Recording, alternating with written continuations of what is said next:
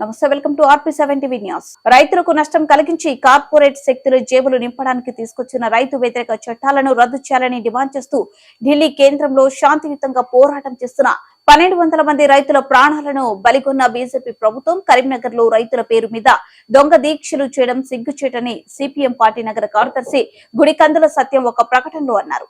కరీంనగర్ నియోజకవర్గానికి ఎంపీగా గెలిచిన బండి సంజయ్ ఏమి అభివృద్ధి సాధించారని మళ్ళీ ఏ ముఖం పెట్టుకుని ఓట్లు అడుగుతున్నారని ప్రశ్నించారు. నష్టం కలిగించే విధంగా రైతు వ్యతిరేక నల్ల చట్టాలను తీసుకొచ్చి కార్పొరేటు శక్తుల జేబులు నింపడానికి కోసము బీజేపీ ప్రభుత్వము వ్యవహరిస్తే పంజాబు అలాగే ఢిల్లీ కేంద్రంగా రైతులు పెద్ద ఎత్తున ఆందోళన పోరాటాలు చేస్తూ ఉంటే ఆ రైతుల ఉద్యమాలను అణిచివేసే విధంగా బీజేపీ ప్రభుత్వం వ్యవహరిస్తూ 1200 మంది రైతుల ప్రాణాలను బలిగొని నేడు ఎన్నికలు దగ్గర వస్తున్నాయి కాబట్టి బండి సంజయ్ రైతుల పేరు మీద దొంగ దీక్షలు చేస్తున్నారు. రైతుల పట్ల ప్రేమ ఉన్నట్లు, రైతులను వాళ్ళు ఆదుకుంటున్నట్టుగా ఈరోజు కపట ప్రేమ చూసి దొంగ దీక్షలు చేస్తూ ఉన్నారు. అసలు రైతుల మీద వారికి ఏమాత్రం ప్రేమ లేదు. ఢిల్లీ కేంద్రంలో పెద్ద ఎత్తున ఆందోళన పోరాటాలు చేస్తుంటే రైతుల ఉద్యమానికి కంచెలు వేసి అట్లాగే వారిపైన బాష్పవాయువులు ప్రయోగించి తూటాలు ప్రయోగించి అనేక మంది రైతులను పుట్టనబెట్టుకొని ఈరోజు దీక్షలు చేయడము ఎన్నికలు వస్తున్నాయి కాబట్టి ఓట్ల కోసం మాత్రమే చేస్తున్న దీక్షలు.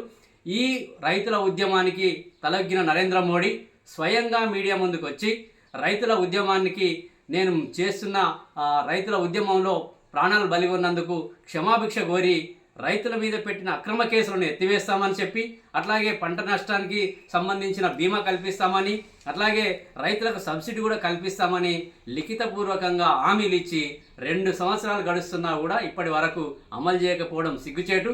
రైతుల ఉసురు దాకి కూడా ఈరోజు బీజేపీ ప్రభుత్వము కనుమరుగయ్యేటువంటి ప్రభుత్వం ఉంది. అట్లాగే ఉత్తరప్రదేశ్లో కూడా అనేక మంది కుల దురహంకార హత్యలు చేశారు, మానభంగాలు చేశారు బీజేపీ హయాంలోనే.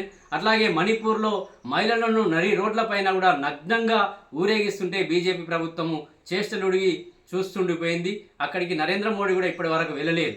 అట్లాగే కరీంనగర్లో కూడా బండి సంజయ్ ఇప్పటి వరకు ఈ నియోజకవర్గానికి అభివృద్ధి ఏం చేయకుండా అక్కడ ఆర్ఓబి రైల్వేకు నిధులు కేటాయించకుండా నత్తనడక పనులు జరుగుతూ ఉంటే కేవలం కులాల మధ్య మతాల మధ్య చిచ్చు పెడుతూ ఈరోజు రాజకీయ పబ్బం గడుపుకోవడానికి చూస్తున్నారు. ఇది ప్రజాహితయాత్ర అని చెప్పి ఏదో యాత్రలు చేస్తూ ఉన్నారు. ఇది ప్రజాహిత కాదు. బీజేపీ ప్రభుత్వం కనుక మళ్ళీ అధికారంలోకి వస్తే ప్రజా హతయాత్రలే బీజేపీ ప్రభుత్వం చేయడానికి అవకాశం ఉన్నది. దేశ సంపదనంతా దోసుకొని కూడా కార్పొరేట్ శక్తులకు అమ్ముతా ఉన్నది. మహిళా రెజ్లర్లను కూడా బీజేపీ ఎంపీ రాజ్యసభ సభ్యులే వేధించారు. అనేక లైంగిక వేధింపులు చేసినా కూడా బీజేపీ ప్రభుత్వం చేష్టలుడి చూసుకుంటుంది. కనుక బీజేపీ ప్రభుత్వం కనుక మళ్ళీ అధికారంలోకి వస్తే అటు యువతను మోసం చేసింది. 2 సంవత్సరానికి 2 కోట్ల ఉద్యోగాలు కల్పిస్తామని, అట్లాగే కార్మికులకు చట్టాలు అమలు చేయకుండా 4 లేబర్ కోడ్లు తీసుకొచ్చి కూడా కార్పొరేట్ కంపెనీలకు లాభం చేస్తూ ఉంది.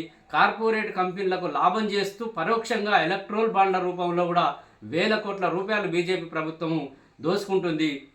అందుకని రానున్న ఎన్నికల్లో బీజేపీ ప్రభుత్వాన్ని గద్దెదించే విధంగా ప్రజలు ఆలోచించాలని కూడా ఈ సందర్భంగా తెలియజేస్తాం.